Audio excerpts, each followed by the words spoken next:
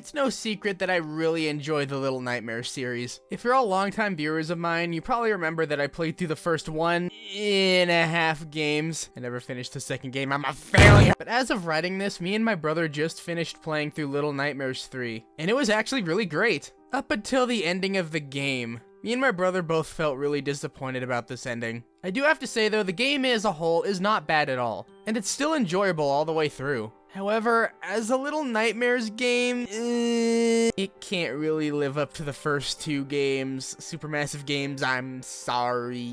The first 2 games are so good at telling the story through its visuals, and your brain's allowed to slowly put the puzzle pieces together.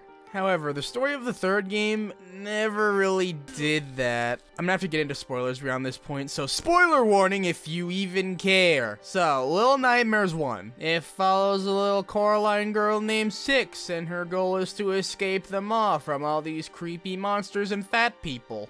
Alright! Enough! Stop! But rather than escape, she just kills the lady and gets her power of soul sucking. But the end of the game makes you think, what the hell was that, and why do I want to know more about this world? And it leaves it open-ended for your interpretation. And now, boom, Little Nightmares 2 is the prequel. Follows a new protagonist named Mono as he teams up with Six to make his way through the Pale City and defeat Slender Man. It's the Slender Man! And he's cooking hot dogs on the stove! And then Mono has to fight Jesus Christ, what is that? Once she gets Six back at the end of the game, she pulls a scar from the Lion King and lets you fall to the abyss. Bitch. And then Mono just takes a seat on a chair and over time becomes the new Slender Man. He's called the Thin Man, I'm sorry. But once again, leaving the player with a lot of questions like, why did Six do that? And is Mono stuck in a time loop or whatever? It's really good storytelling, and sometimes not answering all the questions does wonders. I mean, for fuck's sake, just look at Five Nights at Freddy's. If Scott Cawthon just went around saying every little detail about every game, no one would give a shit at this point. Don't ever call me that again! We'd never get Matt Pat as Toy Bonnie, oh god. Shadow Bonnie is actually Darkiplier. But now on to Little Nightmares 3. As a standalone game, it really allows the writers to create a new and exciting story with these new protagonists, Low and Alone, god damn it. While me and my brother had a really good time playing this game, and we died a lot more times than we'd like to admit, getting to the end of the game didn't really leave us with any lingering questions. So it turns out that entire game, Low was just looking for a happy place to live with his best friend Alone, who wasn't real. None of this was real. Making Low truly alone. Kill me. It's a good ending and really fucking heartbreaking, honestly.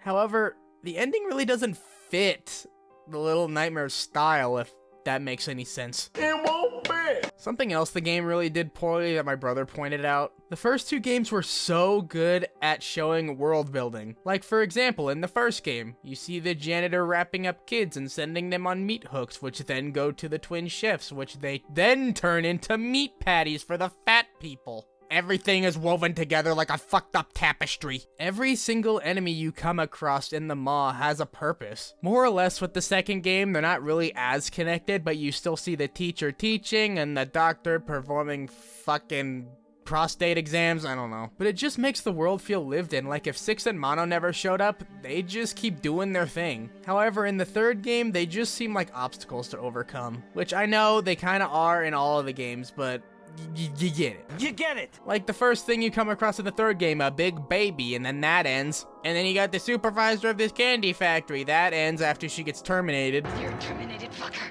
And then Scarface, and he gets torched. And whatever the hell this is, the hypnotist, yeah, sure. Regardless, you beat him, Low escapes, and then Alone gets Thanos'd. I'm sorry, little one.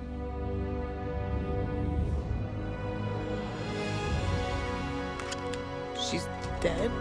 But then once again, it's just revealed that it's in Low's imagination and he's just going cuckoo in this room. Why? I'm not really a big fan of the "it's all a dream" cliche, because even if the story's good, it just makes everything pointless. Now, with all this negativity, you must think I hate this game. No, not really. I would think Little Nightmares 3 is a good game. Just not as good as the first 2. It's almost like the Kung Fu Panda trilogy. The first 2 ones are good and then the 3rd one was just meh, but I still think it was a pretty satisfying ending. Not perfect, but serviceable. However, if this video turns you off to Little Nightmares 3, I don't blame you. If you want an alternative, I'd just say wait for Reanimal. That game really looks like the co-op one I've been waiting for. It's almost like it's made by the same people who made Little Nightmares 1 and 2, but I don't know. It's like 2 a.m. I want to go to bed.